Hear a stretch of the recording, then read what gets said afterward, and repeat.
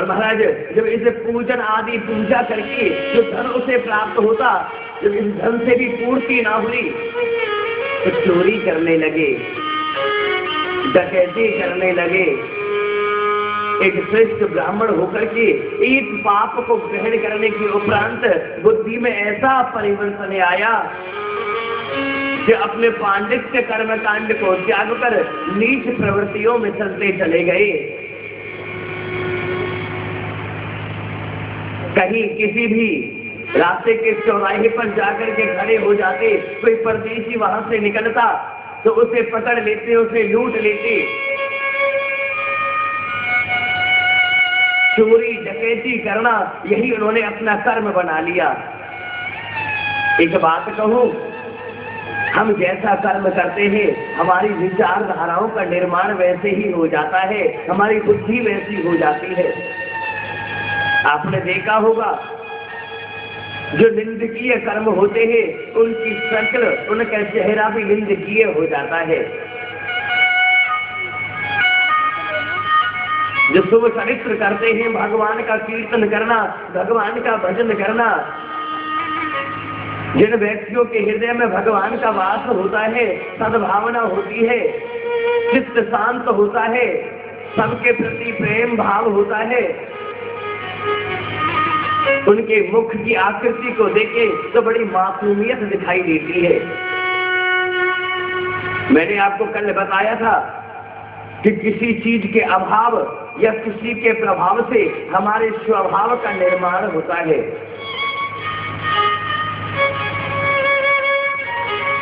हमारे पास किसी चीज का अभाव है, फिर उस वस्तु को प्राप्त करने के लिए हम अपने स्वभाव को परिवर्तित करते हैं, हम अपने विचारधाराओं को परिवर्तित करते हैं। किसी का प्रभाव होता है, इतनी योग्यता हमारे अंदर नहीं होती, हम अपने आप को बनावटी बनाते हैं। किसी चीज का अभाव या किसी व्यक्ति का प्रभाव, ये दोनों चीजें मिल करके हमारे स्वभाव का निर्माण करती है। अब जैसा जिसका कर्म वैसी उसकी प्रवृत्ति, वैसा ही उसका भाव, वैसी ही उसकी सोच, वैसी ही उसकी समझ, ऐसा भाव जागृत होता है अंतरात्मा से।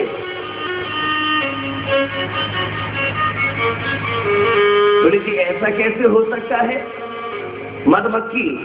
मधुमक्खी का भाव क्या होता है? किसी फूल के ऊपर जाकर के बैठे उसका रस चूसे, और वो करती क्या है, उस रस को चूस करके कहीं पेड़ पर एक छत्ता बनाती है, अपना संपूर्ण रस जो उस फूल में से उसने खींचा उस छत्ते में डाल दिया। रस को संचय करना, एकत्रित करना, यही मधुमक्खी का कर्म है, उसका स्वभाव है, उसका नेचर यही है। उसकी प्राकृतिक जो विचार है वो यही है कि कहीं किसी भी सुंदर पुष्प के ऊपर बैठना, मधुर मधुर गंध, मधुर मधुर रस को खींचना और खींच करके ले जाना, ले जाके कहीं किसी छत्ते में संपूर्ण रस को उगल देना, यही मधुमक्खी का कर्म है। एक मधुमक्खी रोजाना जाती, कभी सरसों के पुष्प के ऊपर बैठती, कभी गुलाब, कभी गेंदा, कभी चमेली, कभी कनेर, अनेक पुष्पों पर बारंबार जाके बैठती। एक साले भंवरे ने देख लिया कि ये मधुमक्खी रोजाना आती है, कभी इस पुष्प के ऊपर बैठती है, कभी उस पुष्प के ऊपर बैठती है, मैं भंवरा हूं, लेकिन शायद मुझे ज्ञान नहीं कि कहां से रस की प्राप्ति होती है। आपने देखा होगा ना, भंवरा पुष्प के ऊपर भंवराता है, ये परम सत्य नहीं है, वो गंध के ऊपर भी मंडराता रहता है। उस भंवरे ने सोचा कि इस मधुमक्खी से कुछ ज्ञान लेना चाहिए। उस भंवरे ने उस मधुमक्खी से प्रेम किया, अपने विचार उसके सामने रखे, मित्र भाव हुआ, मित्रता की, और उसके साथ साथ उड़ने लगा। उड़ करके जहां मधुमक्खी बैठती वहीं पर वह भंवरा भी बैठ जाता, रस का रस स्वादन करता, रस को अपने जीवन में भरता, बड़ा आनंद जीवन में आने लगा। मन में सोचा था कि अब तो धन्य हो गई जिंदगी, अब मुझे कुछ न चाहिए, एक मार्ग की आवश्यकता थी, मैं मार्ग नहीं पकड़ पा रहा था। और हम मनुष्यों की भी वही प्रवृत्ति कि हमें चाहिए क्या, हम सब कुछ देखते हैं, सुनते हैं, समझते हैं, केवल पकड़ नहीं पाते। और जब हम पकड़ लेते हैं तो फिर हम भटक नहीं पाते। ध्यान दीजिएगा, हम मनुष्य की प्रवृत्ति भंवरे की तरह है, लेकिन कष्ट कहाँ होता है अगर उस भंवरे ने जैसे मधुमक्खी से ज्ञान लिया कि फूल के ऊपर बैठ करके रस को किस प्रकार चूसा जाता है। यहां तक तो ठीक, एक दिन मधुमक्खी ना आई और मैं भंवरा उस फूल के ऊपर बैठा ही रहा, आनंद विभोर हो गया, भूल गया उड़ना। माली आया, फूल को तोड़ा और ले जाकर के फूलों में डाल दिया फूल को। माली ने सुई धागा लेकर के फूलों के अंदर सुई चलाना प्रारंभ किया, माला बनाने स्टार्ट की, प्रारंभ किया, माला बन रही है, आनंद के वशीभूत है, भूल गया कि मैं तो टूट चुका हूँ, जिस फूल के ऊपर मैं बैठा हूँ वह फूल तो टूट चुका है, ज्ञान ही नहीं रहा। माली ने उस भंवरे को फूल के अंदर सुई धागे के अंदर सुई दिया और उस माला में जिसमें वो गया, उस माला को जहां पर भी लगाया खरीदने वाले ने, वहां पर उसका इस्तेमाल हुआ। अंत में हमारे समाज का प्रचलन है कि पुष्प आदि चीजों को इस प्रकार के उनको जल प्रवाह किया जाता है। महाराज किसी व्यक्ति ने उसी माला को चढ़ा करके या तो मंदिर में या तो कहीं अन्यत्र किसी स्थान पर उसे जल प्रवाह कर दिया। अब वही भंवरा उस फूल में सिला हुआ है, नदी में बहता हुआ जा रहा है। वही मधुमक्खी फिर नदी को पार कर रही थी उड़कर, उसने ध्यान से देखा,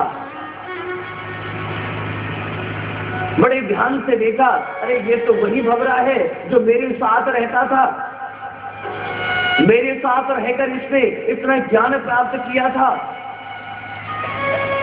कि कैसे रस का रस स्वादन किया जाता है। एक दिन छोड़ दिया, रस में इतना विलीन हो गया, सब कुछ भूल गया महाराज।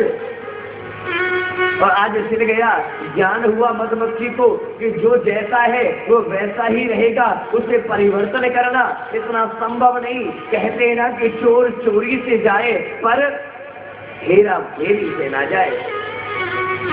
हम मनुष्य कितनी चतुराई करते हैं, भगवान की भक्ति भी करते हैं तो चतुराई से। जो 10 का नोट कहीं नहीं चलता, फटा हुआ है, टेप चिपकी हुई है, विचार करता है, मन में ऐसा भाव आता है कृष्ण जी के लिए चढ़ाना चाहिए।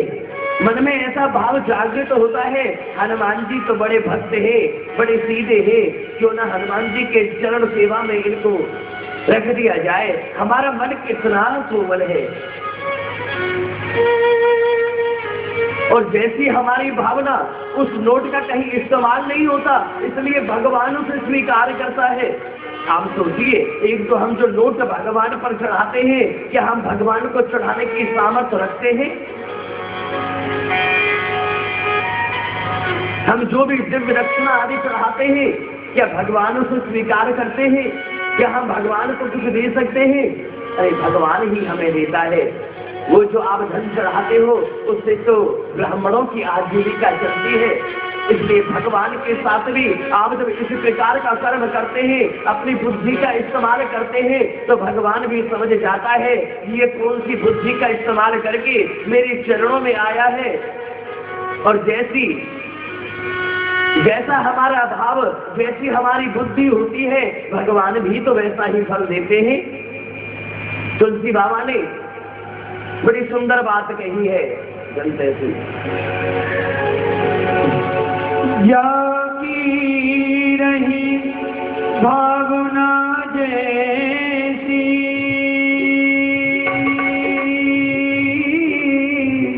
रघुमूरत देखी तिन तैसे,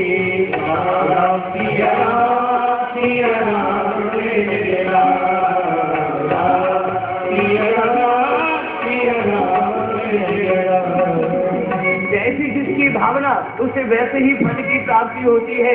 आप जैसा कर रहे हो वो सब कुछ देख रहा है, भोगना तो पड़ेगा, ये निश्चित है। हम सत्संग में बैठे हैं, बड़ा अच्छा लगता है, सत्संग से बाहर निकल जाते हैं, संसार की मोह माया में लिप्त हो जाते हैं और सब कुछ भूल जाते हैं कि क्या व्यास जी ने व्यास मंत्र से बताया था, क्यों बताया था, क्या भाव था। फिर तो केवल हम आरती करते हैं ना कि तेरा तुझको अर्पण क्या लागे मेरा प्रभु, क्या लागे मेरा, तेरा तुझको अर्पण क्या लागे मेरा, तेरा तुझको अर्पण। जब कैसा भाव है ध्यान देना, तन मन धन सब कुछ है तेरा, स्वामी सब कुछ है तेरा, तेरा तुझको अर्पण क्या लागे मेरा। सब कुछ उसी का है। अपनी बैंक की जो पासबुक है वो मेरे गोविंद चाहते हैं आप उनके चरणों में चढ़ा दे।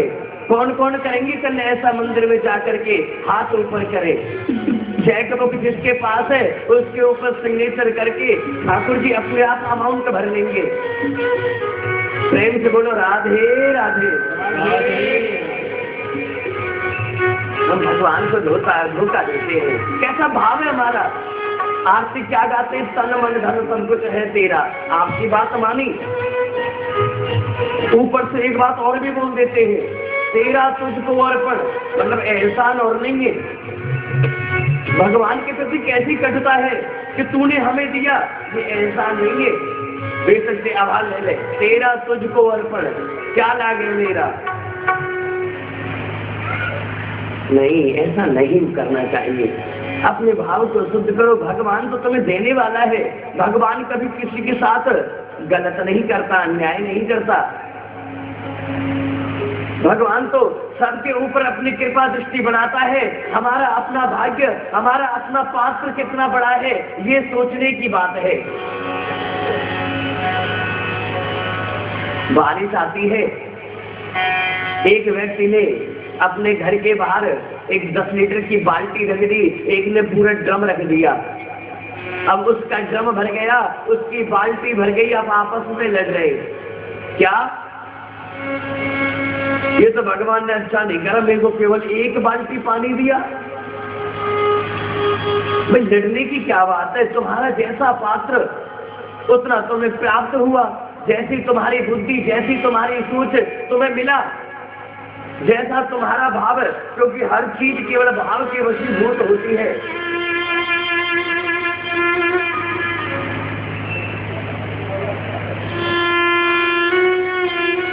अपने भाव को परिवर्तन करो, परिवर्तित करो। भगवान सूर्य नारायण आकाश में निकलते हैं। क्या आपके किसी के घर में सूर्य नारायण का प्राकट्य होता है? आपके घर में रहते हैं भगवान सूर्य, आकाश में रहते हैं, पूरे संसार को प्रकाशित करते हैं। ये हमारा अपना भाग्य कि हमने अपने अपने मकानों को इस प्रकार से बना दिया कि भगवान सूर्य की एक भी किरण आपके घर में प्रवेश नहीं कर पाती। तो इसमें दोष उस सूर्य नारायण का नहीं, उसमें दोष स्वयं हमारा है। भगवान को कृपा करने के लिए घर घर जाते हैं, घर घर में मेरी गोविंद की कृपा। हमारा भाव, हमारी प्रवृत्ति ऐसी है। इधर अजामिल के जीवन में केवल दुष्प्रभाव पड़ा, दुष्प्रभाव को ग्रहण कर लिया। आज आप एक किसी बच्चे को 2 ज्ञान की बातें बताइए, 2 ज्ञान की बातें, 2 मंत्र दीजिए कि बेटा एक गायत्री मंत्र और एक विष्णु मंत्र, 2 मंत्रों को याद करना है। ओम शांताकारं भुजगशयनं पद्मनाभं सुरेशं विश्वाधारं गगनसदृशं मेघवर्णं शुभांगं लक्ष्मीकान्तं कमलनयनं योगिविद्यानिगभ्यं वंदे विष्णु भवभयहरं सर्वलोकैकनाथं। चलो 2 नहीं, केवल एक ही मंत्र दे दीजिए बेटा, इसे याद करना है। और दूसरी तरफ 10 गालियां लिख के दे दीजिए कि बेटा इन दोनों में से एक चीज को याद करके सुनाना है। मंत्र याद नहीं होता, वो गालियां याद हो जाती है। ये ज्ञान की बातें हमारे दिमाग में नहीं घुसती। किसी की निंदा करनी हो तो मैं बताऊं, एक बात होगी, 50 बात बनाने में 50 मिनट लगेंगे। नहीं, प्रेम से बोलो राधे राधे। राधे राधे।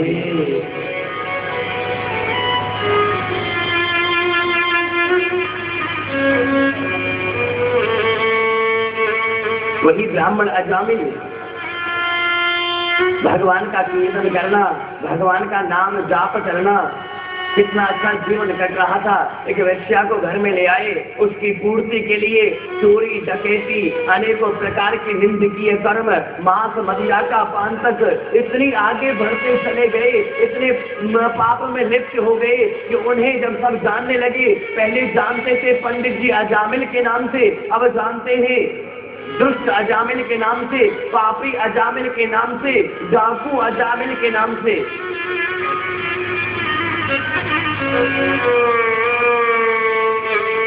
अपने घर में वेश्या के साथ रहते अनेकों संतान की उत्पत्ति हुई। लेकिन जैसे हम कर्म करते हैं, वो कर्म हमारे कभी ना कभी आगे अवश्य आते हैं। पहले यही अजामिल शुभ कर्म भी किया करते थे। मेरे गोविंद ने कृपा की कि जब इसका उद्धार करना चाहिए, एक दिवस कन्नौज माने कानपुर शहर से कुछ संत महात्मा एकत्रित होकर के जा रहे थे हरिद्वार की तरफ। बीच में उसी अजामिल का गांव एक शहर पड़ा, रात्रि का अंधेरा हुआ। साधु संतों का एक ऐसा विचार होता है कि जहां पर रात्रि हो जाए वहीं पर रात्रि में विश्राम कर ले।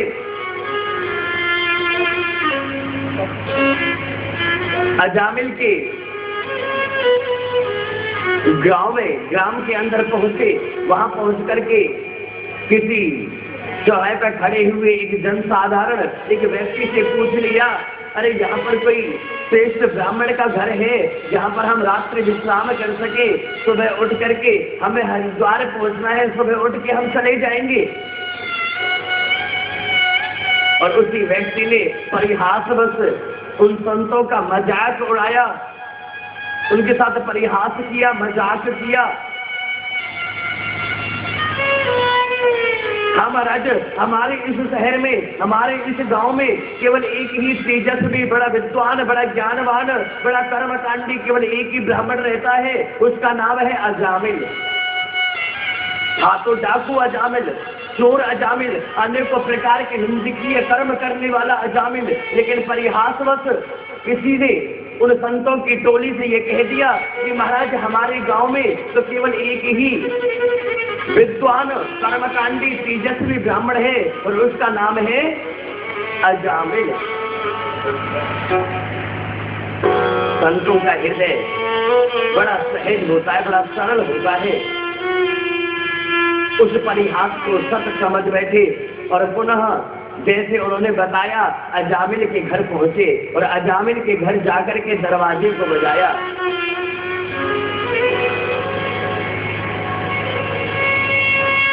अजामिल तो उस समय क्योंकि रात्रि का अंधेरा हो चुका था, इसलिए अजामिल तो चला गया कि कहीं जाकर के रात्रि के अंधेरे में किसी को लूटूंगा, कुछ धन आएगा ताकि घर परिवार की आजीविका चले। उसका तो कर्म ही केवल ये था। रात्रि की वजह से वो तो चला गया।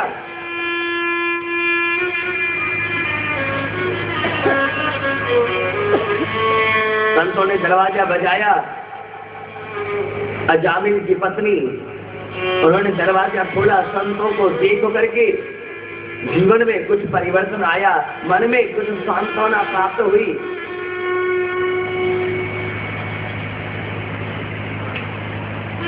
और महाराज उस वैश्या ने उन संत महात्माओं को प्रणाम किया। संतों ने रोकने की इच्छा उनको बताई, करे देवी हम कन्नौज से आए हैं, हरिद्वार जाना है, रात्रि यहाँ पर हो गई है। किसी ने हमें नगर के द्वार पर बताया कि यहाँ पर अजामिल नाम के पंडित जी रहते हैं, बड़े धार्मिक हैं, बड़े धर्मात्मा है। क्या देवी ये अजामिल पंडित जी का घर है? क्या हाँ महाराज, वो है तो अजामिल पंडित जी का घर, लेकिन किसी ने आपको जानकारी गलत दी है। वो धर्मात्मा अजामिल नहीं है, वो डाकू अजामिल है। संतों ने मन में विचार किया, अरे गोविंद, ये तुम्हारे मन में क्या भाव आया?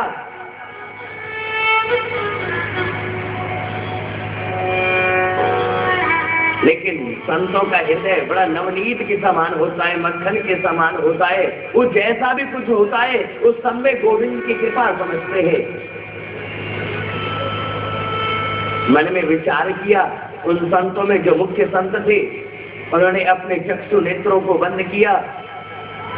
बंद करके विचार किया कि मेरे गोविंद, हम संतों के माध्यम से, हम संतों के माध्यम से, हम संतों के सहारे से इस अजामिल को सही रास्ते पर लाना चाहते हैं, इनका कल्याण करना चाहते हैं। मन में विचार किया, नेत्र खोल करके बोले, देवी हम आज रात्रि यहीं पर विश्राम करना चाहते हैं। बोले महाराज, अब मैंने आपको बता दिया कि मेरे पति कोई धर्मात्मा नहीं है, वो डाकू है, चोर है, आप फिर भी रुकना चाहेंगे? कहा देवी, हमारी नजर में तो सभी समान है। हमें धनी से भी उतना ही प्रेम, हमें निर्धन से भी उतना ही प्रेम, हमें पुण्य आत्मा से भी उतना ही प्रेम, और हमें पापात्मा, हमें क्रोधी व्यक्ति, नीच कर्म करने वाला, उनसे भी उतना ही प्रेम। संत उसी को कहते हैं जो किसी के अंदर भेदभाव ना करे। जहां भेदभाव होता है वहां पर कटुता आती है, मन के भाव की तरंगे बदल जाती है। और भगवान केवल क्या देखते हैं कि इस व्यक्ति का भाव कैसा है। हमें किसी से लालच है, हम मीठा बोलते हैं। किसी से हमें लालच नहीं है तो चार बातें खरी खोटी उसे सुना देते हैं। नहीं, भगवान इस अजामिल के उपाख्यान के माध्यम से ये भी कहना चाहते हैं कि कभी किसी के अंदर भेदभाव ना करो, सभी उसी परमात्मा की संतान है। और जब जिसका किसी के साथ भी मिलन होता है वो हमारे पूर्व जन्म का कारण ऐसे संजोग बनते हैं कि समय आने पर एक अनजान व्यक्ति के सम्मुख बैठ करके वार्तालाप करता है, कुछ सत्संग की बातें करता है। ये सब कुछ पहले से ही मेरे गोविंद ने फिक्स कर रखा है। भूखा रहे, भूखा ही चला जाए, ये अच्छी बात नहीं।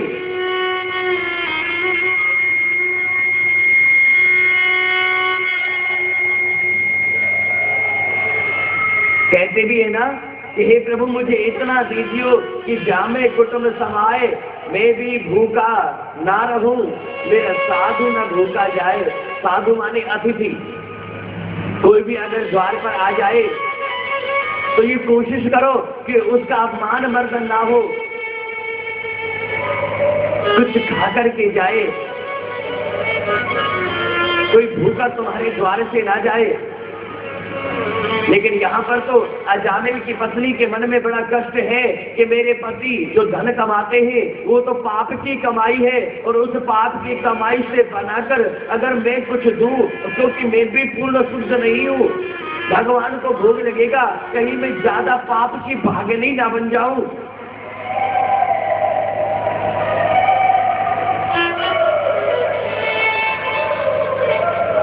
अतः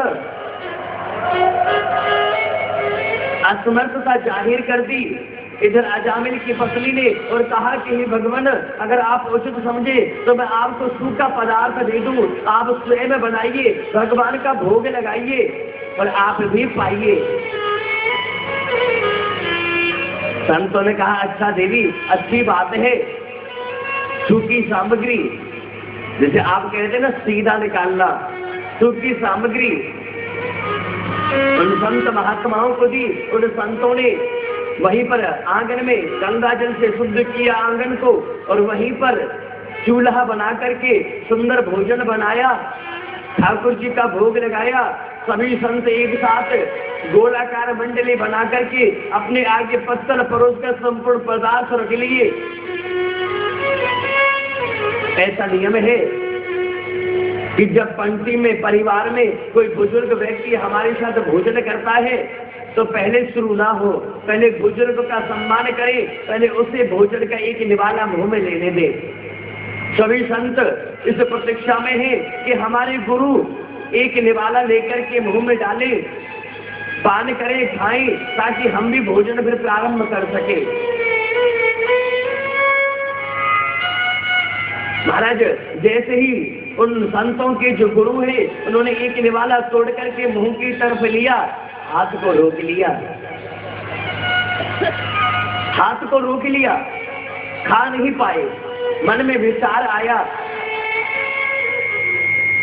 मन में क्या सोचा कि मैं अब इस अजामिल के घर का नमक, इनके घर का भोजन मेरे गोविंद ने कर लिया और हम भी पाने वाले हैं,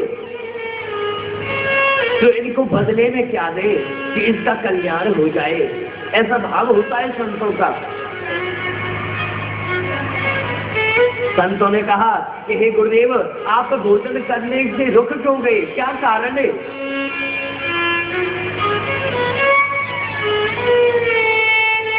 एक क्षण प्रतीक्षा करके पुनः संत गुरु ने महज निवाला मुंह में डाला।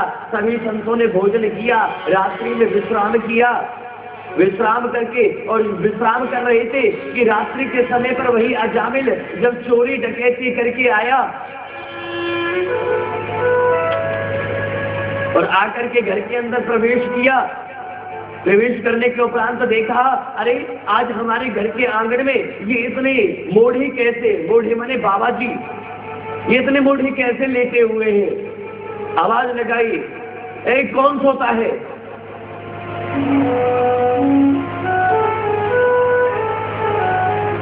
संतों की निद्रा टूटी। उन्होंने देखा, समझने में देर न लगी कि यह वही क्रूर, यह वही पापी अजामिल है। जोर जोर से चिल्लाया अजामिल, अरे तुम्हारी हिम्मत कैसे हुई यहाँ आने की? तुम्हें क्या नहीं मालूम था ये किसका घर है? तुम्हारा इतना साहस कि तुम मेरे घर में प्रवेश कर गए, और प्रवेश कर गए तो कर गए, आकर के विश्राम कर रहे हो। तुम्हें डर नहीं लगता, तुम्हें भय नहीं लगता? इतनी तेज आवाज में जब अजामिल बोल रहा था तो उस अजामिल की पत्नी आई, आकर का, अजी ये क्या करते हो? अजामिल ने जब अपनी पत्नी वेश्या की तरफ देखा तो उसकी पत्नी ने आंखें निकाल के दिखाई। प्रेम से बोलो राधे राधे राधे। पत्नी जब आंखें दिखाती है, पति बेचारे शांत हो जाते। ये सभी के साथ होता ही है, कोई बात नहीं, और होना भी चाहिए, ताकि नियम से इस संसार का जो गृहस्थ जीवन है ये बड़ी सहजता से कट जाता है। पत्नियों की हम भी ठाकुर जी से प्रार्थना करते हैं, आंखें थोड़ी मोटी मोटी होनी चाहिए, ताकि पति जल्दी से जल्दी उन नेत्रों को पहचान ले। आंखें दिखाई अजामिल की पत्नी ने, अरे क्या करते हो? मैंने रोका इनको, तुम्हें मालूम नहीं है?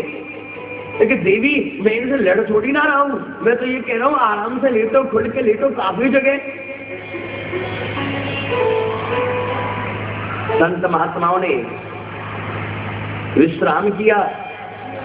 अगले दिन जो है प्रातः काल की बेला में जब संत महात्मा ने उठ करके स्नान ध्यान किया, गोपाल जी की पूजा की, पूजा करने के बाद अजामिल को बुलाया और बुला करके कहा कि अजामिल, एक नियम होता है कि कभी ब्राह्मणों को, साधु संतों को भोजन कराओ, और भोजन कराने के बाद यदि दक्षिणा ना दो तो उस भोजन का फल कभी प्राप्त नहीं होता। या तो यूं कह लो कि कभी किसी ब्राह्मण या संत को खाली हाथ नहीं भेजना चाहिए, या तो ये भी समझ लो कि ब्राह्मण और संतों के सम्मान में कुछ द्रव्य दक्षिणा अवश्य देनी चाहिए। तीन भाव मैंने आपको बताए। उन संतों ने अजामिल से दक्षिणा मांगी। अजामिल कहता है, अच्छा दक्षिणा की इच्छा भी तुम मन में रखते हो? हमने तो सोचा था दक्षिणा की आवश्यकता नहीं पड़ेगी, हमने तुम्हें यहाँ रहने दिया, भोजन तुमने यहाँ किया, विश्राम तुमने यहाँ किया, ये क्या कम था? ये चिमटा और ये सब कुछ उठाओ यहाँ 1 मिनट में, और नहीं तो अभी तो मैं दक्षिणा देता हूँ। पुनः अजामिल की पत्नी पधारी, बोले जी क्या कहते हो? अजामिल कहता है देवी मैं तो ये कह रहा हूँ कि इनको दक्षिणा में तो क्या दो, आप अपने हाथ से जो ये मांगे इनको दक्षिणा अवश्य दे देना। प्रेम से बोलो राधे राधे। इनको दक्षिणा अवश्य दे देना। अजामिल की पत्नी कुछ धन लेकर के आई, साधु संतों ने धन को नहीं लिया, कहा देवी अरे अजामिल हमें तुमसे बदले में ये धन नहीं चाहिए। जो धन लेते हैं वो संत नहीं होते। संत का अर्थ क्या है? संत का गंदी विच्छेद करे तो आपको पता लगेगा कि इसका भावार्थ होगा जो अपनी इच्छाओं का अंत कर दे उसी को तो संत कहते हैं। वह साधु के संग तो लाभ कहा, किसी संत की शरणागति में जाओ, शरण में जाओ, और जाने के बाद भी अगर ये मोह माया लगी रही तो वह साधु के संत से लाभ कहा। जो आसन मार, जिन्होंने आसन को नहीं जीता, किसी साधु संत की शरण में गए और आसन पर बैठ करके भगवान का भजन करना ना सीखा, अपनी तृष्णा के ऊपर अंकुश ना लगाया, तो ऐसे साधु के संत से लाभ कहा। ऐसे संत की कभी शरण में नहीं जाना चाहिए। बोले देवी हमें ये तुम्हारा धन